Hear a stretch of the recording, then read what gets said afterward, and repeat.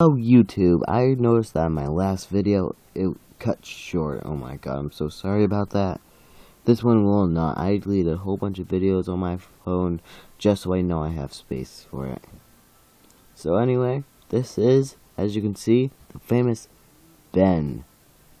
The person that haunts his Majora's Mask game. Anyway, Ben Drowned actually has many stories. There's one on how he died. There's one on him haunting his game. Then there's another one that happened to the person after he haunted the game. And then there's actually another one that I think it was fan fiction. I don't know. I didn't read it because I was only looking for the him haunting Majora's Mask console.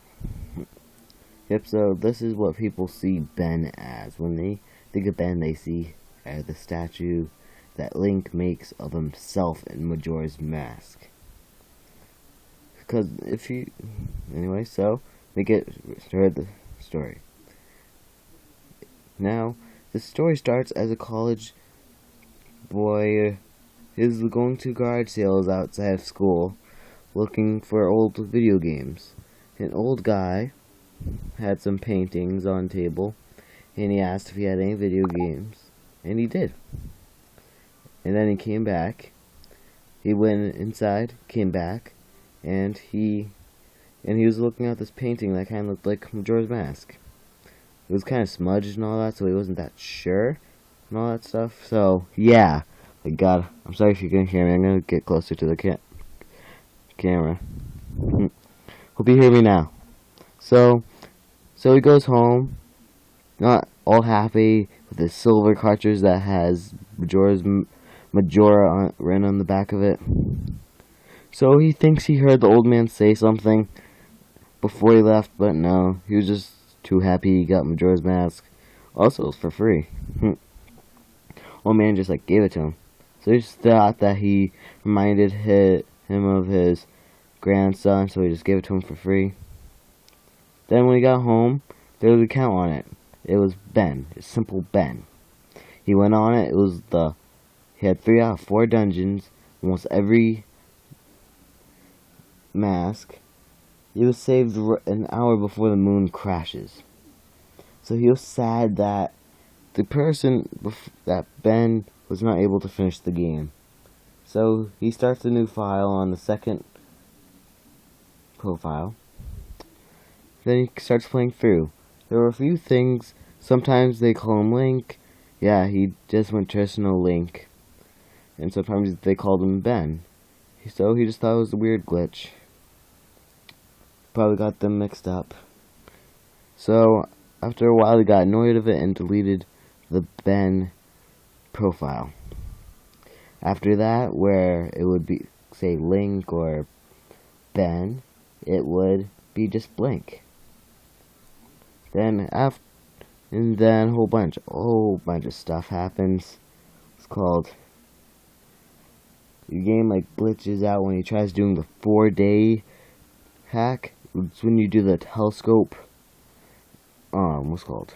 It's when you use the telescope on the last day, and you use it until the timer goes away. Then when you get off the telescope, you have an extra day to do everything. So he did it, but it wouldn't let him go through. So then he was just teleported to a weird place with Skull Kid floating around. And I think it was the final boss against Majora's Mask. And he was really confused because normally the Skull Kid isn't there. So he just kept on going through a whole bunch. He gets teleported all over the place. These statues stalking him, basically, in a way. So yeah, with the song Healing playing backwards louder and louder. Yep, that is what happened to this poor kid. It was very tragic, indeed. He then, after all of it, when he finally got the nerve to press reset on the game and not touch it, he could not sleep that night. Then we went back to ask the old man. There was a for sale sign on the old man's front lawn. And when he knocked on the door, there was no one there.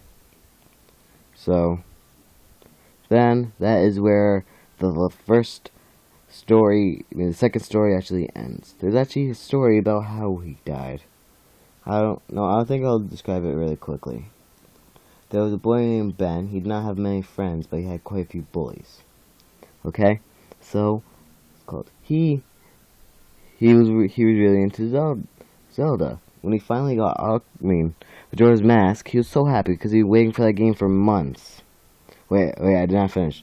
Anyway, so it was like your turn and all that stuff, and then his account, the original Ben account was back. Sorry, I just mixed up account stories and all that stuff. I was gonna say, turn the real quick, and then he said, you shouldn't have done that.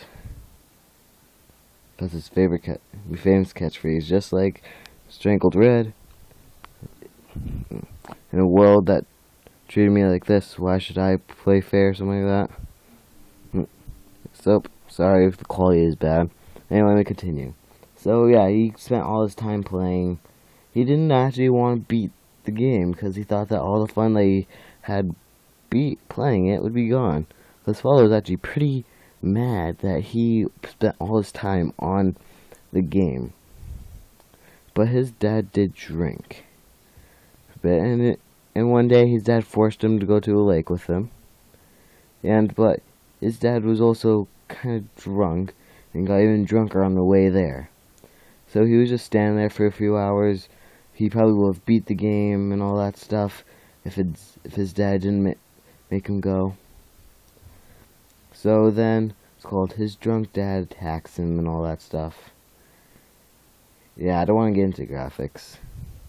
So search it on Creepypasta Wiki, I think. I forgot which website I read it on. It's actually really almost all creepypasta stories are really well written. So anyway, I didn't read the third one I found. Well, actually I found 4. I didn't even look at the 4th one because it was some weird thing. Okay. So yeah, I didn't even read the 3rd one. It was about him trying to find the old man and ask him questions, stuff like that. Yeah, that's really it. I don't think it ever said a name, actually. Sorry, there's a little glare. Whatever, you don't care, do you? So, I hope that this video is actually much better than the Strangled Red. And quality-wise, I actually like the Strangled Red story more.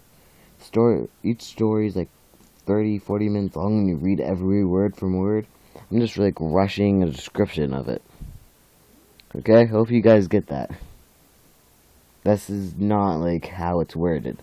There's so much more description in it, so you guys have to watch it. Read it yourself to get the full amazement of how it's written. It's a true masterpiece. Seriously. So anyway, thank you for watching. Anthony out.